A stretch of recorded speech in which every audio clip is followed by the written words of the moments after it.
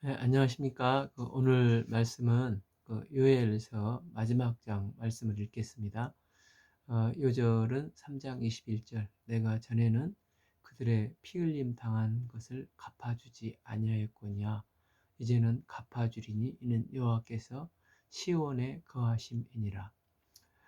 요엘 3장은 하나님의 심판의 모습이 생생하게 전개되며 대적들은 완전히 심판하시고 하나님의 백성들이 끝까지 믿음으로 구속 역사에 동참하여 쓰임받게 하시고 여호와의 날 그날의 승리 주심을 말씀하고 있습니다.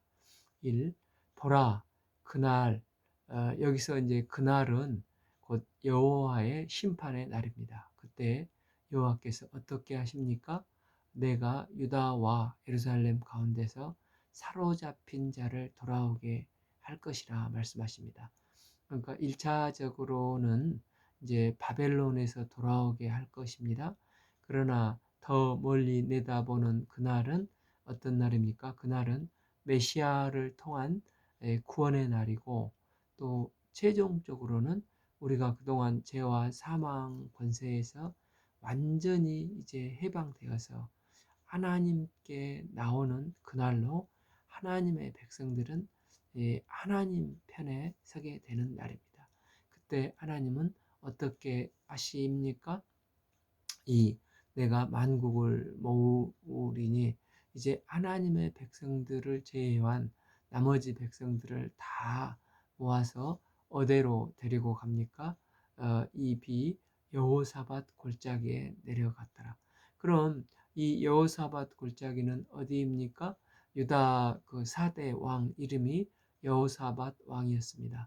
그 이름에서 여호는 여호와의 약칭이고 사밧은 히브리어로 심판하시다 는 뜻입니다. 그래서 여호사밧은 하나님께서 심판하신다.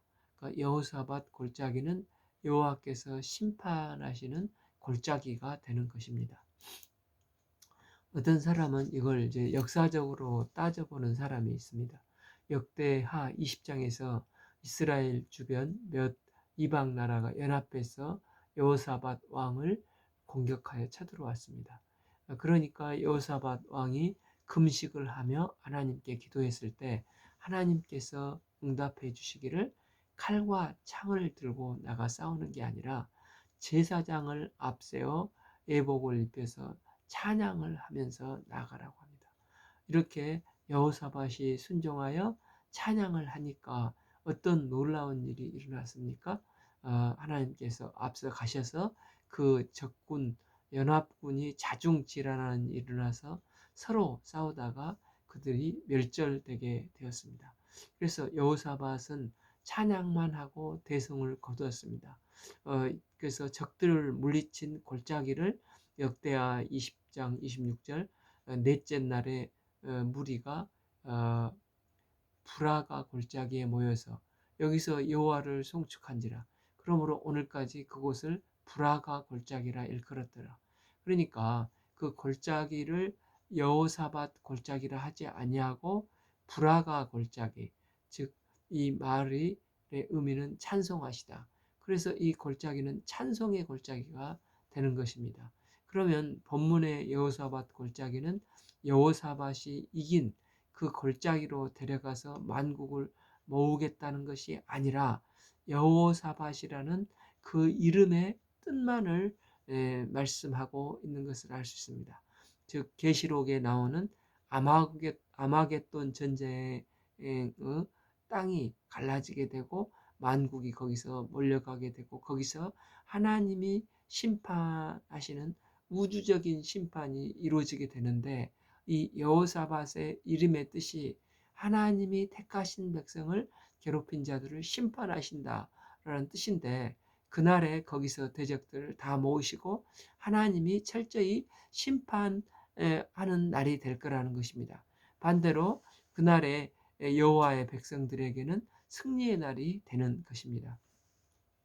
입이 내 백성 곧 내 기업이 이스라엘을 위하여 거기에서 그들을 심문하리니 이는 그들이 이스라엘을 나라들 가운데서 흩어버리고 나의 땅을 나누었음이며 또 제비를 뽑아 내 백성을 끌어가서 여기서 이제 흥미로운 점은 하나님은 반복해서 내 백성, 내 기업, 내 땅 이 말씀을 강조해서 말씀하고 계시는 것을 보게 됩니다. 그날에 하나님은 대적 앞에서 정반대로 내 백성, 내 기업의 이 대비적인 일을 벌이신다는 것입니다. 대적은 철저히 심판하지만은 반대로 내 백성, 내 기업이 되는 하나님 백성들에게는 그 상처를 치유해 주시고 또 하나님의 형상의 자존감을 회복시켜 주시고 최후의 승리를 이루어 주신다는 것입니다. 이때 성도들은 마치 다윗이 말년에 그의 인생을 반추하면서 고백한 시편 23편과 비슷한 맥락의 신앙 고백을 할 것이라는 것입니다. 시편 23편 5절 주께서 내 원수의 목전에서 내게 상을 차려주시고 기름을 머리에 부으시니 내 잔이 넘치나이다. 6. 내 평생에 선하시고 인자하심이 반드시 나를 따르리니 내가 여호와의 집에 영원히 살리로라 하시면서 하나님은 이 원수의 목전에서 하나님의 형상으로서의 자존감을 회복시켜 주시고 이제 여호와의 잔이 넘치게 하신다는 것입니다. 그런데 우리가 이제 잊지 말아야 될 것은 최후의 여호사밧 골짜기의 심판이 이루어지기까지는 이 대적은 없애도 끊임없이 스물스물 기어나오고 또 박멸하고 박멸해도 마치 바퀴벌레처럼 다시 생길 것이라는 것입니다. 최후의 그날까지 이렇게 이어질 거라는 것입니다. 산비 소년을 기생과 바꾸며 소녀를 술과 바꾸며 마셨습니다. 그러니까 대적들은 이처럼 참 악하게 이방 나라들이 사람들을 수단으로 삼고 죄악된 행위를 계속 행할 것이라는 것입니다. 대적들이 두로와 시돈과 블레셋 사방아 너희가 나와 무슨 상관이 있느냐? 너희가 내게 보복하겠느냐? 만일 내게 보복하면 너희가 보복을 하는 것을 내가 신속히 너희 머리 위에 돌리고 또 곧 너희가 내 은과 금을 빼앗고 나의 진귀한 보물을 너희 신전으로 가져갔으며 그러니까 시돈과 블레셋 사방이 끝나면 또 이제 계속해서 나오고 이제는 헬라가 나와서 하나님의 백성을 괴롭힌다는 것입니다. 6. 또 유다 자손과 예루살렘 자손들을 헬라 족속에게 팔아서 그들의 영토에서 멀리 떠나게 하였습니다. 이제 또 헬라가 끝나면 누가 나옵니까? 7. 보라 내가 그들을 너희가 팔아 이르게 한 곳으로 일으켜 나오게 하고 너희가 행한 것을 너희 머리에 돌려서 또 그게 끝나면 이제 스바가 나옵니다. 7, 8 너희 자녀들은 유다 자손의 손에 팔리니 그들을 자녀를 유다 자손의 손에 팔리니 그들은 다시 먼 나라 스바에게 팔리리라 여호와께서 말씀하셨느니라. 너희는 모든 민족에게 이렇게 널리 선포할지라. 너희는 전쟁을 준비하고 용사를 격려하고 병사로 다 가까이 나와서 올라오게 할지라.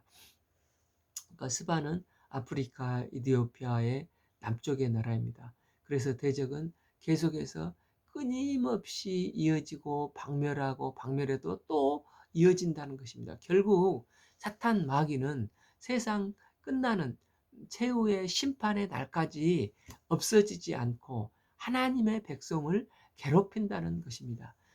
마치 그 누가복음 10장 4장 13절 그 예수님께서 이제 공생애를 시작하기 전에 마귀의 시험을 받으시지 않습니까? 마귀가 모든 시험을 다 한 후에 얼마 동안 떠나니라. 그러니까 마귀는 그날까지 최후의 심판의 날까지 사라지지 않고 얼마 동안 잠시 떠나 있는 듯 하다가 또 끈질기게 스물스물 기어 나온다는 것입니다. 그래서 우리는 비록 사탄 마귀는 최후의 심판을 받을 때까지 끊임없이 불신과 근심, 걱정을 심고자 하지만 보혜사 성령님이 우리와 함께 하셔서 늘 승리를 하게 해 주시는 것이지, 사탄의 세력은 완전히 박멸되어 없어지는 게 그날까지 이어진다는 것입니다. 우리는 부활하신 주님께서 보내주신 보혜사 성령께서 우리 항상 우리와 늘 함께 하시고 은혜를 넉넉히 부어주시사 힘 주시고 지혜 주시고 넉넉히 공급해 주셔서 우리는 언제든지 어느 곳에 있든지 주님과 함께 할 때 늘 승리하는 삶을 살 수가 있습니다. 사탄은 인간이 범죄한 이후에 죄와 사망의 무서운 무기를 가지고 끊임없이 범죄한 인간을 괴롭혔습니다. 그러나 주님께서 십자가에서 승리하셨습니다. 그 사도 바울은 로마서 7장 21절에서 내가 한 법을 깨달았노니 곧 선을 행하기를 원하는 나에게 악이 함께 있는 것이로다. 22 내 속 사람으로는 하나님의 법을 즐거워하되 23 내 지체 속에서 한 법이 다른 법이 내 마음의 법과 싸워 내 지체 속에 있는 죄의 법으로 나를 자꾸 사로잡는 것을 보는도다. 그러니까 자기는 죄에 끌려가고 싶지 않는데 자꾸 끌려가게 하고 죄에 넘어지게 한다는 것입니다. 그래서 24 오라 나는 공고한 사람이로다. 이 사망의 몸에서 누가 나를 건져내랴 탄식을 하지 않습니까? 그런데 25 우리 주 예수 그리스도로 말미암아 하나님께 감사하리라. 예수님께서 십자가에 죽으시고 부활하심으로 말미암아 이 죄와 죽음 문제를 근본적으로 해방시키셨음을 감격하고 감사하며 고백합니다. 뿐만 아니라 이제 최후의 그날에 이제 사탄은 마지막 머리통이 깨지고 이 꼬리를 이제 살짝살짝 흔드는 때인데, 그러나 최후의 그날에 인류를 그토록 괴롭혔던 이 죄와 사망의 권세를 가지고 있는 사탄이 주님께서 영원히 꺼지지 않는 유황불 불못에 던져서 최후의 심판을 받게 하실 거라는 것입니다. 때문에 우리가 그날이 올 때까지 하나님의 백성이요 하나님의 기업인 성도들은 겸손히 주님의 도우심을 구하며 회개하고 주를 의지하는 삶을 살 때 성령 하나님은 늦은 비와 이른 비를 때를 따라 적절하게 공급하시고 환난 중에서도 풍성한 열매를 맺게 하십니다. 누구든지 여호와의 이름을 부르는 자는 여호와의 성령을 부어 주십니다. 또한 여호와의 날에 하나님 우편에 앉아 계신 부활의 주님께서 믿는 자에게 최후 승리를 주시는 것입니다. 예수님께서 십자가의 부활로 죄와 죽음 문제를 해결해 주셔서 이미 힘을 잃은 이 폐잔병 사탄은 최후 발악을 하지만 끊임없이 괴롭혔던 우리를 괴롭혔던 사탄은 그날에는 이제 영원히 꺼지지 않는 불과 유황못에 던져져서 영원한 심판, 영원한 멸망을 받게 됩니다. 반면 그날에 끝까지 믿음을 지킨 우리 성도들은 최후 승리를 주시고 영원하신 하나님과 함께 거하며 우리는 이런 산 소망을 가지고 살아가게 되는 것입니다. 10 너희는 보습을 쳐서 칼을 만들어 낫을 쳐서 창을 만들지어다. 악한 자도 이르기를 나는 강하다 할지라. 그러니까 10절은 이사야서에서 나오는 말씀과 반대 말씀입니다. 이사야서 2장 4절 그들이 칼을 쳐서 보습을 만들고 그들은 창을 쳐서 낫을 만들 것이며 이 나라와 저 나라가 다시는 칼을 들고 서로 치지 아니하며 다시는 전쟁을 연습하지 아니하리라. 이렇게 하시면서 전쟁의 무기를 평화의 도구로 바꾸게 될 것을 비전으로 이사야서와 미가사에서 말씀을 주셨는데, 여기서는 보습을 쳐서 칼을 만들지어다, 낫을 쳐서 창을 만들지어다 하면서 거꾸로 말씀을 하고 있습니다. 이는 마지막에 하나님 나라가 완성되었을 때는 창이나 칼을 쳐서 낫을 만들고 보습을 만들지만, 그러나 그 일이 이루어지기 전에는 원수들과 싸워야 될 일이 먼저 있다는 것입니다. 그래서 본 10절은 하나님 나라가 이루어지기 전에 하나님 나라 백성과 사탄의 왕국과 최후의 결전이 있다는 것입니다. 이 결전의 때에 보습을 쳐서 칼을 만들고 창을 만들어서 영적인 싸움을 해야 하는 것입니다. 성도들은 말씀으로 기도로 무장을 하고 세상의 이 사탄의 세력과 싸워야 하는 것입니다. 우리의 싸움은 혈과 육의 싸움이 아니라 세상의 권세 잡는 자들과 영적인 전투를 벌이는 것입니다. 그래서 어떤 신학자는 이렇게 말을 했다고 합니다. 우리 없이 세상을 창조하신 하나님께서 우리와 함께 동역해서 세상을 구원하기를 원하신다.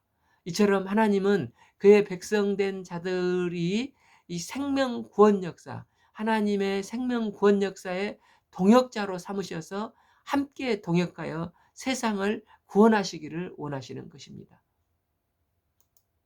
그래서 우리가 하나님께로부터 받은 크신 은혜 가운데 죄인된 우리를 십자가의 보혈로 구속해 주신 것만 해도 우리는 영원히 감격하고 감사할 일입니다. 그런데 이 은혜 못지않게 또 큰 은혜가 있는데, 여호와 하나님은 우리를 하나님의 꿈을 이루는 구속 역사 가운데 너의 도움이 필요해 하시면서 창조주 하나님께서 피조물인 나에게 친히 생명 구원 역사의 동역자가 되어 주기를 초대해 주셨다는 것입니다. 이게 얼마나 큰 은혜요, 감사한 일입니까?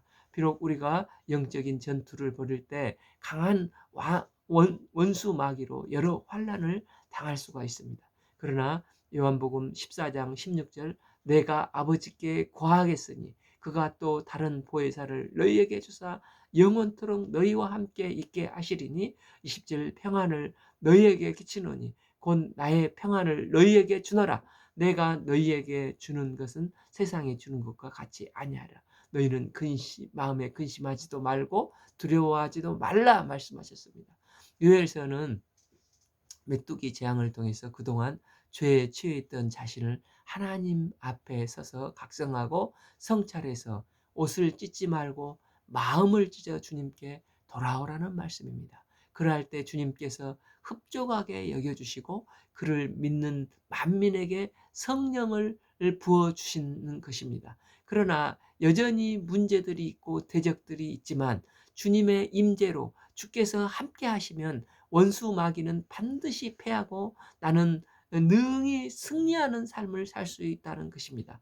부활의 주님은 우리와 세상 끝날까지 늘 함께 하시고 세상 끝날 그날에는 최후의 심판을 하실 것입니다. 결국 하나님의 동역자로 세움받은 우리는 하나님과 함께 최후의 승리를 하여서 영원한 하나님 나라에 거하게 되고, 우리는 그분은 나의 하나님이 되시고 우리는 그의 백성이 되어 거하게 된다는 것입니다. 그러면 최후의 여호사밧 골짜기에서 어떻게 승리를 하게 됩니까? 11, 사면의 민족들아 너희는 속히 와서 모일지다. 여호와여 주의 용사들로 그리로 내려오게 하옵소서 하는데, 여기서 주의 용사들은 하늘의 천군 천사들을 말한다고 할 수가 있는데, 하나님의 백성들이 하나님께 기도할 때 천군 천사를 보내주셔서 물리쳐 주옵소서 기도를 동역하여 드리는 것입니다. 그러면 하나님은 천군 천사들을 동원하셔서 어떻게 하십니까? 12민족들이 일어나서 여호사밧 골짜기에 올라올지어다. 내가 거기 앉아서 사면의 민족들을 다 심판하실 것이라는 것입니다.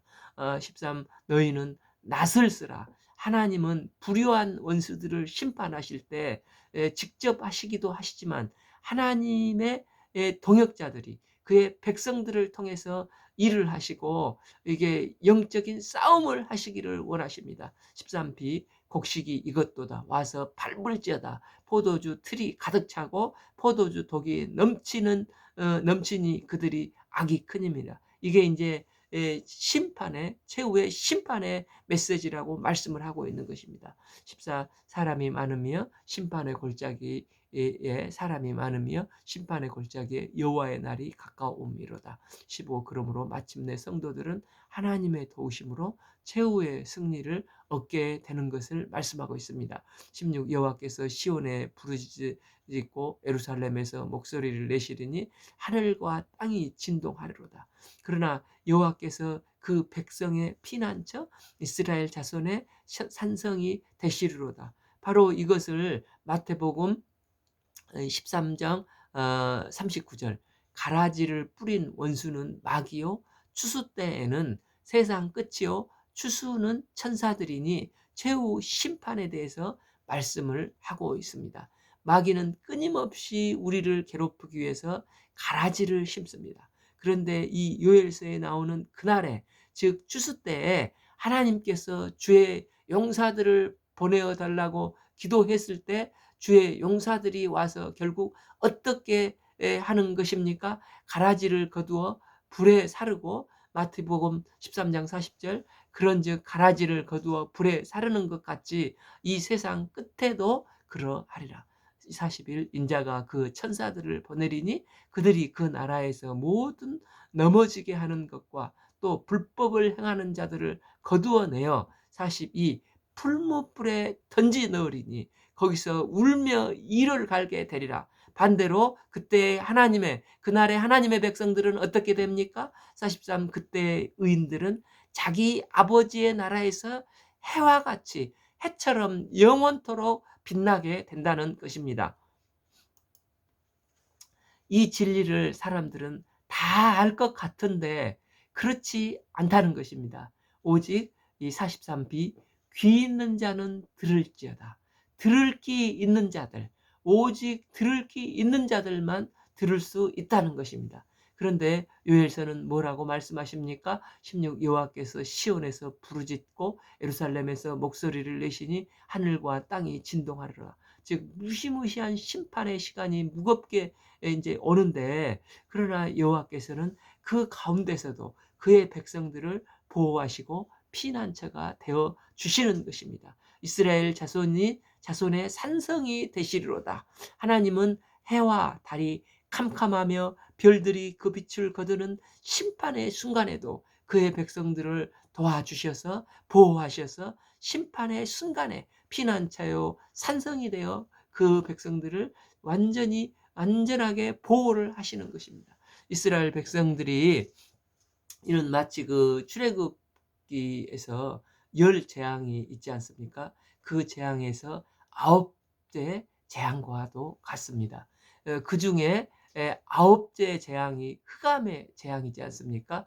거기에서 흑암은 단순히 어두워지는 게 아니라 태양신이 지배하는 나라인 이 애굽에 태양이 빛을 잃으니까 그 애굽의 문명 전체 또 그 종교 전체가 심판을 받는다는 의미가 있는 것입니다. 이 9번째 재앙은 이런 의미로 3일 동안 애굽 온 땅에 어둠이 내리게 됩니다. 출애굽기 10장 23절 그동안은 사람들이 서로 볼 수 없으며 자기 처소에 일어나는 자가 없으되 온 이스라엘 자손들이 거주한 곳에는 빛이 있었더라. 하나님은 온 땅이 어둠이 내리고 있는 그때에 심판이 자행되고 있을 때 하나님은 친히 피난처요 산성이 되어 주셔서 온 이스라엘 자손이 거주하는 곳에는 빛이 있었더라. 그러니까 3일 동안 온 애굽이 어둠에 캄캄하게 되지만 온 이스라엘 자손들에게만은 그 빛이 쫙 비친다는 것입니다. 그래서 하나님은 친히 피난처요 산성이 되어 주셔서 하나님의 백성들을 온전히 지켜주시는 것입니다. 그래서 결국 예전에는 시련을 당했던 예루살렘은 거룩한 도성으로 뒤바뀌게 될 것이라는 것입니다. 그리고 하나님의 백성은 17 그런즉 너희가 나는 내 성산 시온에 사는 너희 하나님 여호와인 줄 알 것이라. 예루살렘이 거룩하니 다시는 이방 땅이 그 가운데서 통행하지 못하리라. 시련 없는 평화가 아니라 이 시련을 넘어서서 영적인 싸움에서 승리를 해서 영원한 하나님 나라가 임하게 되는 것을 요엘서는 말씀을 하고 있는 것입니다. 그리고 요엘 선지자는 세계가 이제 어떻게 회복될 것인지를 말씀하고 있습니다. 그날에 어떻게 됩니까? 아, 18 그날에 산들이 단 포도주를 떨어뜨리게 됩니다. 작은 산들이 젖을 흘리는 것입니다. 유다 모든 시내가 물을 흘린 것입니다. 여호와의 성전에서 샘이 흘러 시딤 골짜기에 되게 됩니다. 이것은 요엘서 1장 5절에서 18절 말씀에 나와 있던 상황이 뒤집혀 다시 회복되는 것을 말씀하고 있습니다.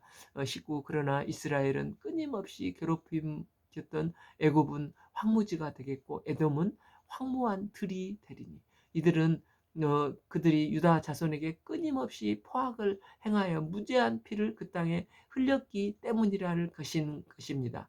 그러니까 요셉이 그 시대의 그 문화와 그 시대의 상황, 사회 현상을 통해서 하나님 나라를 묘사를 하고 있는 것입니다. 반대로 하나님의 백성은 어떻게 됩니까?